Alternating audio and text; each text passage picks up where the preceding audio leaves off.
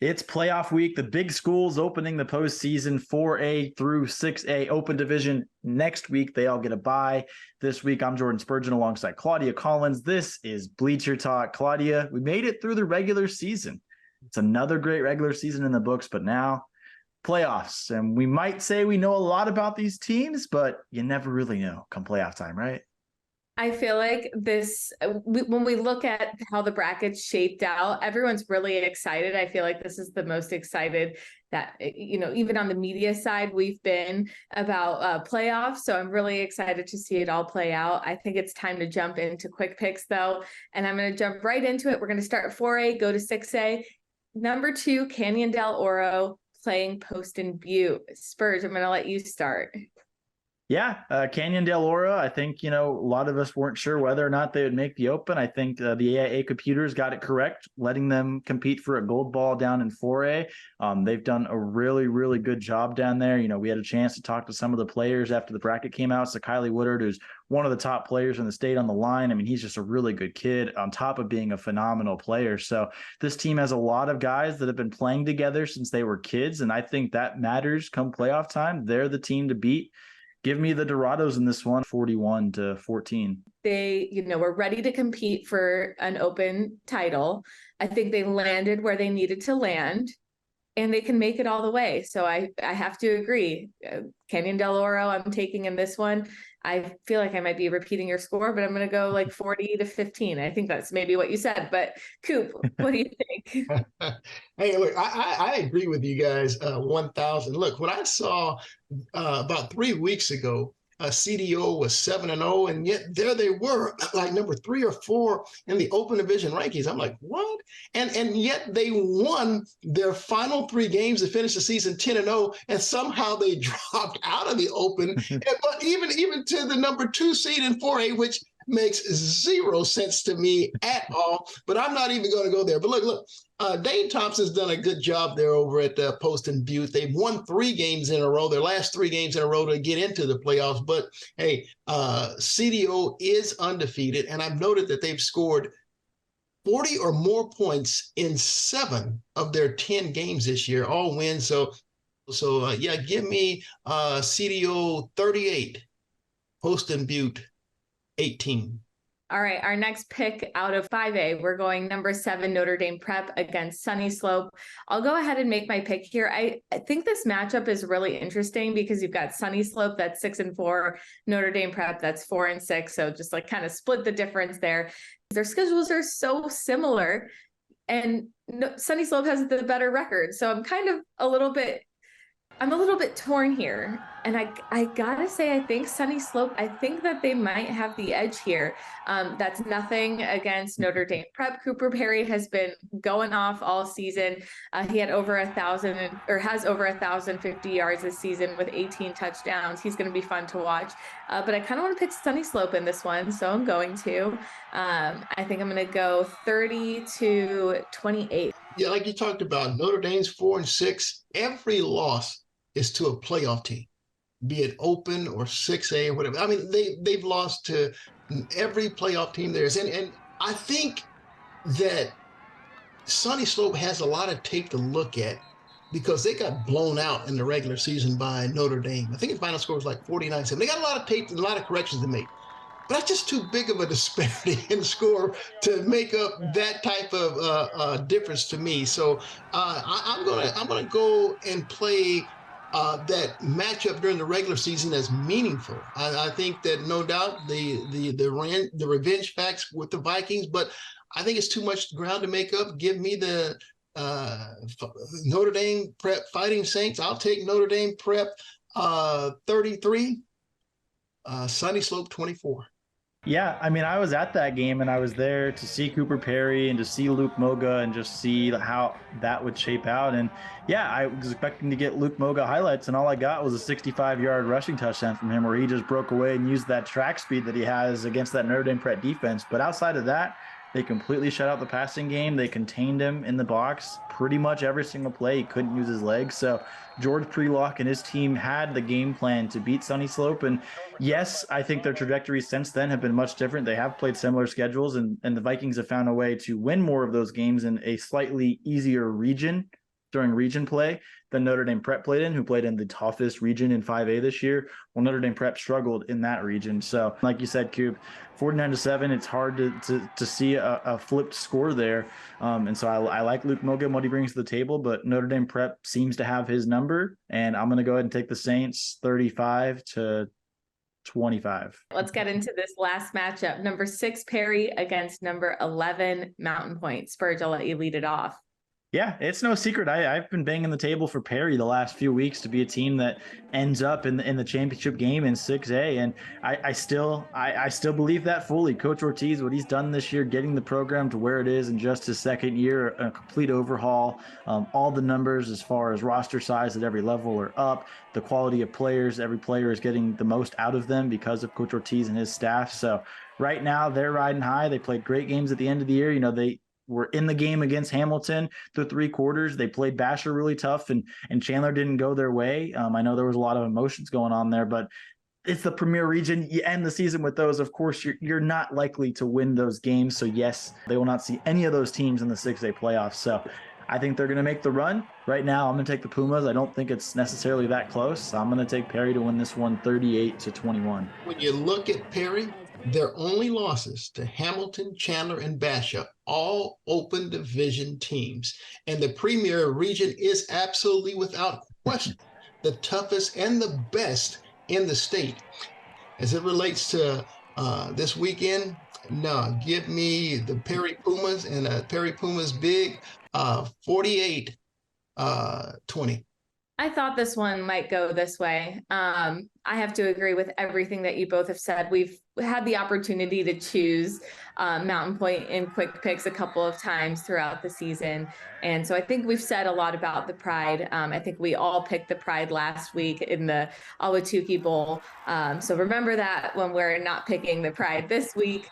I think I've got to go back to about a month ago when in our Bleacher Talk social spotlight group text between myself, Spurge, and Eliav Gabai, who does our social spotlight segment, we did an article online. We each picked 2 teams we thought would be, or maybe a top 4 in it potentially to play for a championship. And Eliav was unsure where to go. And I was like, he was doing the 6A pick. And I was like, I think it's Perry. I think this is the year that Perry's going to win the 6A championship. And so I want to mark my words on that. That was about 5 weeks ago. And so I expect to pick them along the way. So I don't have much more to add. So I'm also going to go Perry by a high score. I'm going to go 45-20. And that does it for the first quick picks of the playoffs. So I'm so excited to see how this all shapes out. Stick around. When we come back, we'll have a little bit of AZ Audibles and Coop's Chronicles.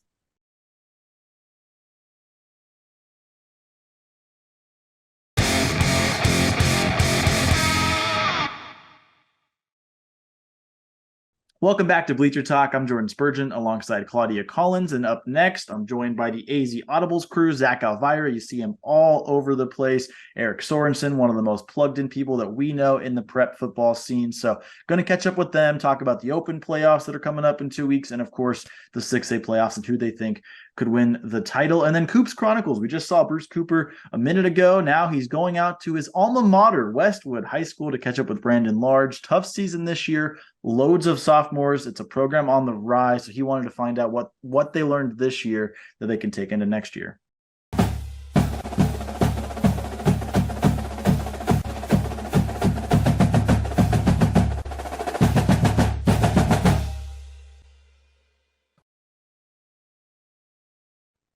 Here with the AZ Audibles crew, brought to you by Ortho Arizona. And guys, Zach Alvira, Eric Sorensen, we made it.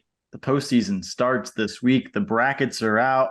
All the talk about who's going to end up where. And so I'm looking at the bracket, and these are the matchups. Liberty and Hamilton as the 1 and 8. Basha and ALA Queen Creek as the 2 and the 7. Chandler and Highland as the 4 and the 5. Centennial Desert Mountain as the 3 and the 6. Pretty much all year, I think just about anyone you talk to in the scene has picked Liberty as its Liberty gap, and then everybody else this season. I saw them finally in person against Centennial. That was their closest game of the year, 36-17. They looked like the better team in all facets. So I got to ask you guys, and I'll start with you, Zach. Who has the best chance to take down Liberty? In all honesty, I know this kind of sounds strange, but I think Liberty has the best chance to take down Liberty. If Liberty can get over its semifinal hump and maybe the hump of Chandler, for example, then I think the Lions are going to be the state champ. Centennial, obviously, right now, I think is the team that matches up the best with them. But if you look at that 4 or 5 matchup between Chandler and Highland basically mirrors Liberty in the way they play. The type of defense they run, they're both physical, they're both very fast. That could be a really interesting matchup for the Lions, especially because Highland's a team they've never seen before.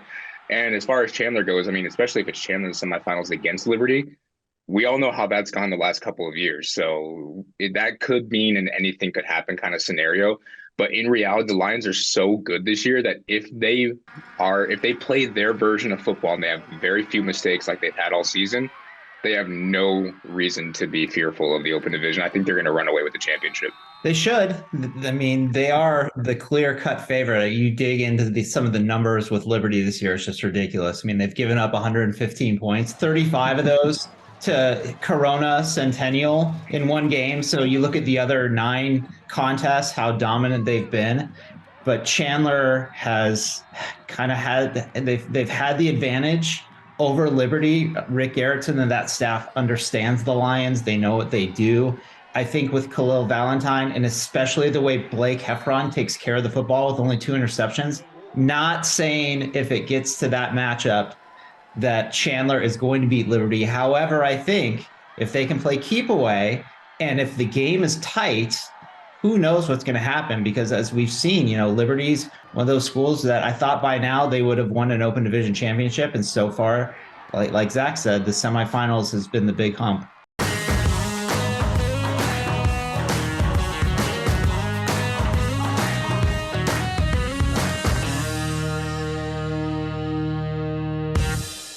Go, play fast! It's been a long and frustrating season for head coach Brandon Large and his Westwood Warriors. Popo, middle. We're very young, and we play a lot of young guys, and so getting those guys game experience has been huge for us. Jet, bam, come be the 3 in the boundary. And keeping things in perspective is very important for Large. Ready? Hustle, let's go. Fly around. An alumnus of the school and in his second year as head coach. First G, punt safe. He's working very hard to change the fortunes and culture. Obviously, I went to school here, and knowing a lot of the families in the community has been awesome. But seeing those second, third generation players come back, guys that I grew up watching, and then their kids are now playing for me, stuff like that's fun. East End returning west. And for a team that starts 14 sophomores, Kickoff right here. Ooh. Patience is needed. First kickoff. But it's clear the kids are buying in and excited for the future. Welcome, Dave. Our whole team needs to put in work for the next season. The young guys, the other younger guys coming up to varsity next year. Just gotta work. Just a lot harder than other teams, especially we're not big like a lot of teams, so we just gotta work and play harder than everyone else. Good. With 1 game left on the schedule and only 2 wins on the season, Read that. the spirit and fight remains high. Hey, off. Good job. Off. This year's been a lot of mental, right? You gotta push through the hard times even when you're losing. It's just hard with a bunch of young guys. We're trying to bring a family culture here and bring community and try and get the community and get them rally behind us. No doubt, it will take some time, but the Warriors took a huge step forward despite the hard knocks Yeah, you like that? and losing season. The future is bright with what we have going on.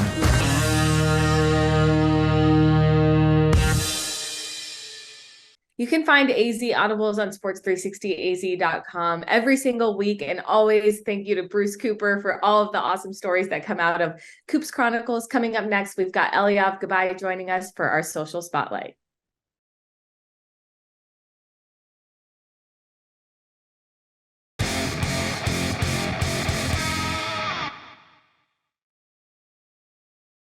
What's up? Welcome back into Bleacher Talk. Claudia Collins and Jordan Spurgeon here. And of course, it's finally time to bring in Eliav Gabay. And what better timing? I feel like this is the most exciting week of high school football, besides where we're going to be a few weeks from now. We're finally in championship mode, playoff mode. We're getting there. And I'm sure that's just going to amp up Spotlight a little bit. So Eliav, just take it away.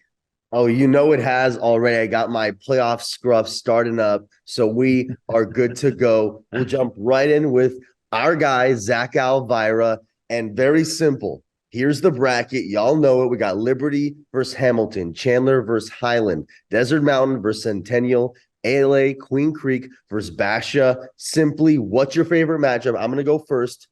Chandler versus Highland, super high octane for a lot of good reasons. Defense, offense, guys everywhere that can make plays. Claudia, we'll start with you. Where are you going? I have a feeling this might be a unanimous choice here. Highland Chandler is definitely that game that stands out. I mean, you're looking at the 4-5, so it technically should be the most evenly matched. That's the way that kind of just rolls out. But I think we're finally seeing Highland in the open, so there's just a lot of excitement around that because media members, Arizona high school football fans, everyone's kind of been pushing for, okay, why is Highland not in the open the last few years? We're finally seeing that this year. I saw Highland take it to Basha really early in the season, and I just think that this could go either way. So I think it's going to be the most fun. We'll see if it's unanimous, though. Yeah, I mean, obviously looking forward to that one. I do think that the team that wins that game has the best chance to beat Liberty this year. It's Liberty, Gap, everybody else, but these two teams I do think match up well against Liberty. But Basha ALA Queen Creek is a fun one. People are sleeping on that game. Basha is, yes, they're the defending open champs. They deserve their flowers. Damon Williams is the best player in the state, but Enick Watson is the best pure passer I've seen. They get after it in the front seven on defense. The linebackers move around with ferociousness. The defensive line gets after the quarterback. And ALA Queen Creek, as a 4A team than a 5A team, played two really good open games in previous 2 years. So now as a 6A team, they've kind of grown the culture with Ty Detmer leading the charge. I would not be shocked if they pulled off the upset. This is going to be a really good game, regardless if they do or don't, because this is a team that does not get blown out, and they will be there, and they will be in this game no matter what. Yes, Perch, I'm glad you mentioned that one because that was my next choice. I really think ALA Queen Creek is underrated going into this one. Not that, Basha's fantastic. So absolutely great matchup. Okay, now going into the battle for Arizona Avenue was just a fun one. I know it was a blowout, but let me say on the sideline, our photographer, Shannon Liebrock, and I, we were having a great time the whole game. Obviously star-studded on the sidelines with guys like Brett Hundley there, but we're going to give a shout out to Jackson Branch for committing after the game. We were there for it, of course. And what better way to do it than a 49-13 win and 2 tutties, by the way, for the guy Jackson. Here, take a listen to him announcing right after the game. I was going to Eastern Washington.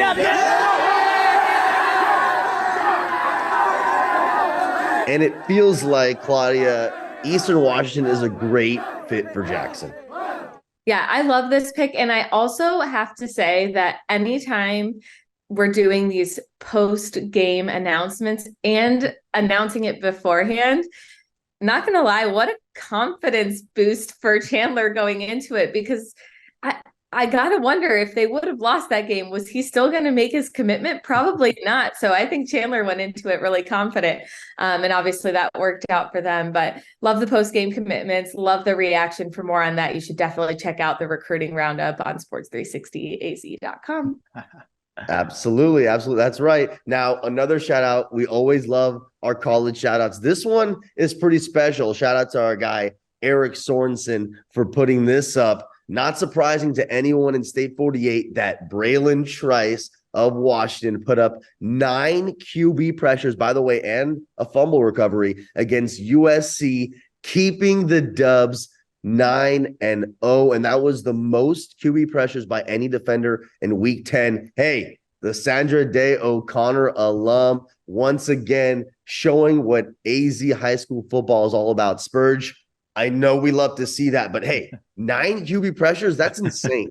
I mean, it's ridiculous. Washington known a little bit for their offense and going to be a team in the CFP if they win out, but the defense showing out, doing what they do, and him making the big plays when it matters most against the future likely number 1 overall draft pick in Caleb Williams and that USC offensive line. So really love to see it. Arizona's represented well all throughout the Pac-12, including all the teams that will no longer be in the Pac-12, RIP, Big 10, Big 12. Now the representation of Arizona high school football is going to grow even more in those 2 major conferences. So really excited to see him do that. And yeah, it feels like every week there's a guy from Arizona making big plays and making his name known nationally in college football. People better get used to it. That's all I'm saying. And that's all I got. Eliab, thank you so much for another awesome social spotlight. We'll see you again next week on Bleacher Talk.